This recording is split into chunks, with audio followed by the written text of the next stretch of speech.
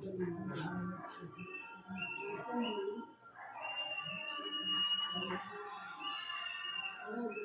हम 12 का inorganic chapter, inorganic sector जो होता है तुमको, उसमें ग्रुप 15, ठीक है, ग्रुप 15 के तत्व का ऑब्जेक्टिव लेकर के आए हैं। इसमें बहुत सारे ऑब्जेक्टिव क्वेश्चन तुम्हारे बोर्ड में डायरेक्ट पूछे जाएंगे, ध्यान देना, ठीक है। इसको एक्सप्लेन के साथ हम बता रहे हैं तुमको कि होता कैसे है, ध्यान देना। इसका दूसरा सेक्टर जो होगा तुमको आएगा कल, ठीक है। इसमें पहला क्वेश्चन है तुमको NH3 को निर्जल करने के लिए, ठीक है, कौन से यौगिक को प्रवाहित किया जाता है। निर्जल करने का मतलब क्या, उसमें से जल निकालने के लिए। निर्जल का मतलब डिहाइड्रेट करना, ठीक है। तो याद रखोगे CaO कैल्शियम ऑक्साइड का उपयोग किया जाता है, ठीक है। उसके बाद दूसरा क्वेश्चन है, निम्न में कौन द्विभाषमिक है। H3PO4, H3PO3, H3PO2। ये क्वेश्चन है, बहुत लड़का को कंफ्यूज करता है कि इसमें से एकदम क्वेश्चन अइबे करता है कि कौन द्विभाषमिक है, कौन त्रिभाषमिक है, कौन एकल भाषमिक है। तो इसको याद करने का तरीका ये है कि H3PO4 में ऑक्सीजन कितना है, 4। H3PO3 में कितना ऑक्सीजन है, 3। H3PO2 में 2 है। तो जितना ऑक्सीजन है उसमें से एक घटा देना है, वही उसका भाषमिकता बताएगा, ठीक है। जैसे H3PO4 में कितना ऑक्सीजन है, 4, तो 4 में से घटा दो तो त्रिभाषमिक हो जाएगा, ठीक है। H3PO3 में कितना ऑक्सीजन है, 3 गो, तो 3 गो में से एक घटा दो तो द्विभाषमिक हो जाएगा। H3PO2 में 2 ऑक्सीजन है तो एक घटा दो तो एकल भाषमिक हो जाएगा, ठीक है। अगला क्वेश्चन तीसरा नंबर है, फास्फोरस के अणु होते हैं, तो फास्फोरस के अणु P नहीं होते हैं, P4 के रूप में होते हैं, ठीक है। आइए दूसरा क्वेश्चन, लड़की दूसरा क्वेश्चन तुमसे पूछेगा, समझा रहे तो नहीं समझ रही है।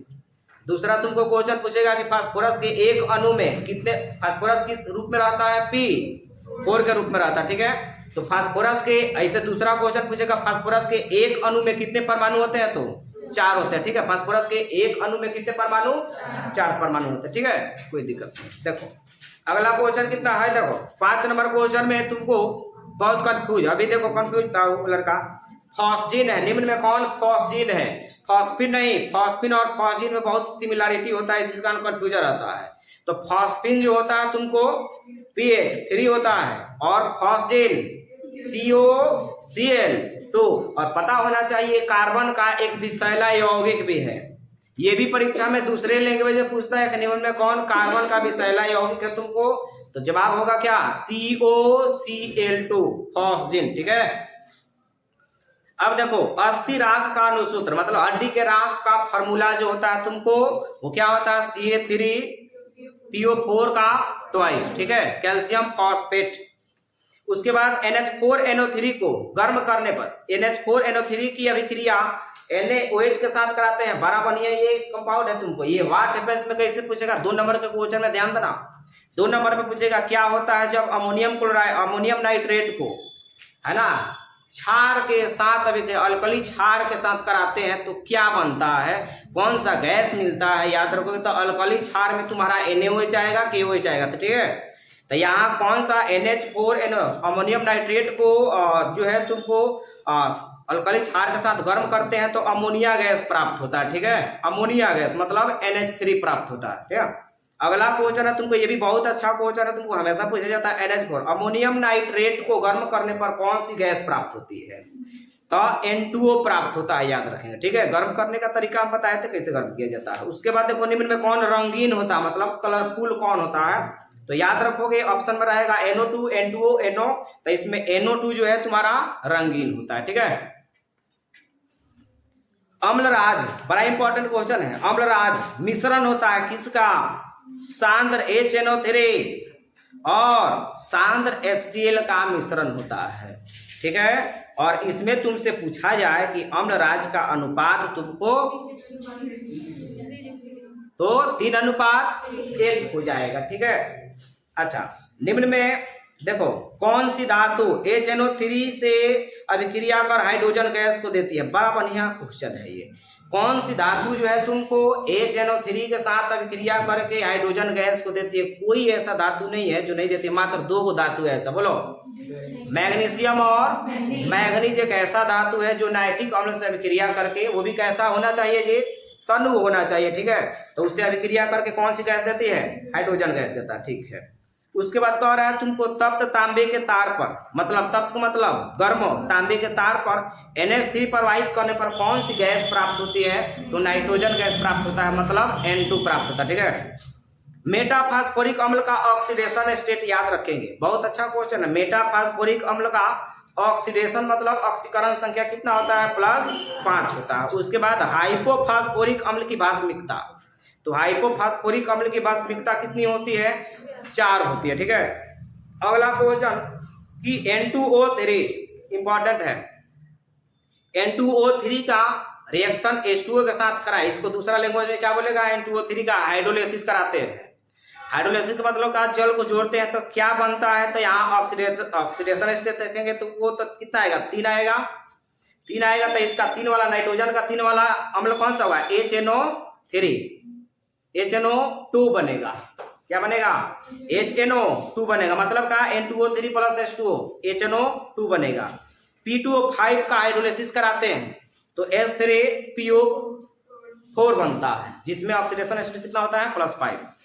अगला जो क्वेश्चन है तुम्हारा 18 नंबर, PCl5 + H2O, PCl5 का विक्रिया तुमको H2O के साथ कराएंगे तो H3PO4 प्राप्त होगा। ठीक है, हाँ, एक बड़ा बढ़िया क्वेश्चन है तुमको 19 नंबर, तुमको NH3 में नाइट्रोजन का संकरण कितना होता है? तो sp3 होता है। ठीक है, NH3 की आकृति पिरामिड आकृति पूछा है, संरचना नहीं पूछा है तुमको, आकृति कितना हो जाएगा?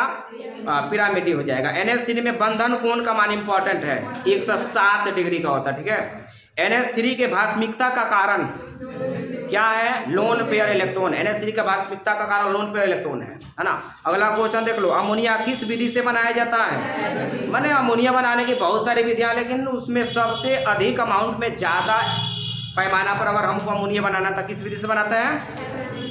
हैबर विधि से बनाते हैं। ठीक है, उसके बाद तुमको कह रहा है क्वेश्चन कितना नंबर? 24 नंबर, हंसाने वाली गैस कौन है? तो N2O।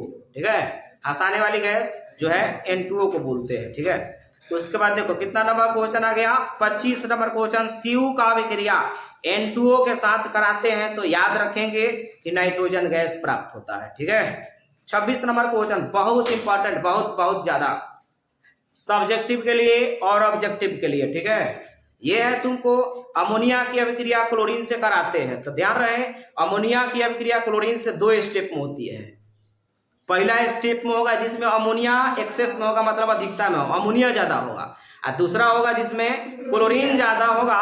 ठीक है, तो याद रखेंगे, तो यहाँ ऑप्शन में दिया है तुमको कि अमोनिया की अधिकता में क्लोरीन की अभिक्रिया, अमोनिया की अधिकता में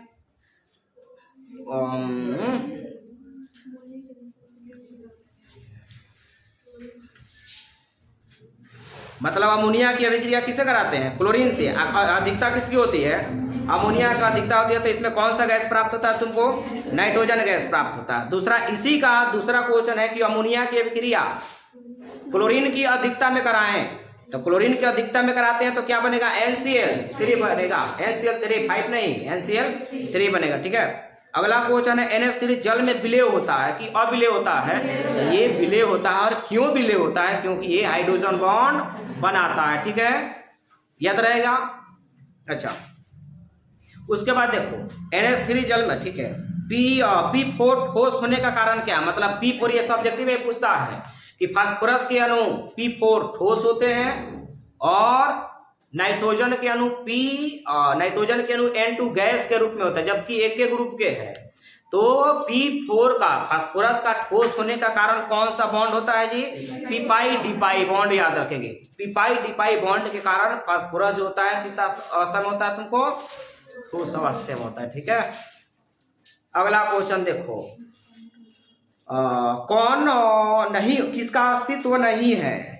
NCl3 और NCl5, NCl3 और NCl5 में कौन एग्जिस्ट नहीं करता है तुमको? तो NCl5 एग्जिस्ट नहीं करेगा। परीक्षा में पूछता है वाई, क्यों?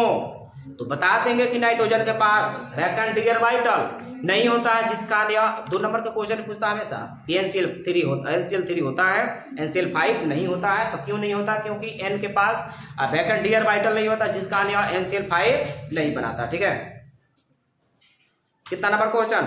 31। NCl5 नहीं होता, इसका कारण क्या है? डी ऑर्बिटल नहीं होना। ठीक है, 32 नंबर, N2 में होता है, कौन सा बॉन्ड होता है N2 में, कौन सा बॉन्ड होता है, सिंगल डबल ट्रिपल, तो ट्रिपल बॉन्ड होता है, ठीक है। और N2 का अक्रिय होने का, N2 जो होता है वो अक्रिय होता है, क्यों? क्योंकि इसका विघटन ऊर्जा कम होता है कि अधिक होता है, बहुत अधिक होता है, ठीक है। और ये क्वेश्चन 2 नंबर में कैसे पूछता है, पूछता है कि N2O का अक्रिय होने का कारण बताएं, तो बता देंगे N2O में ट्रिपल बॉन्ड होता है, ठीक है।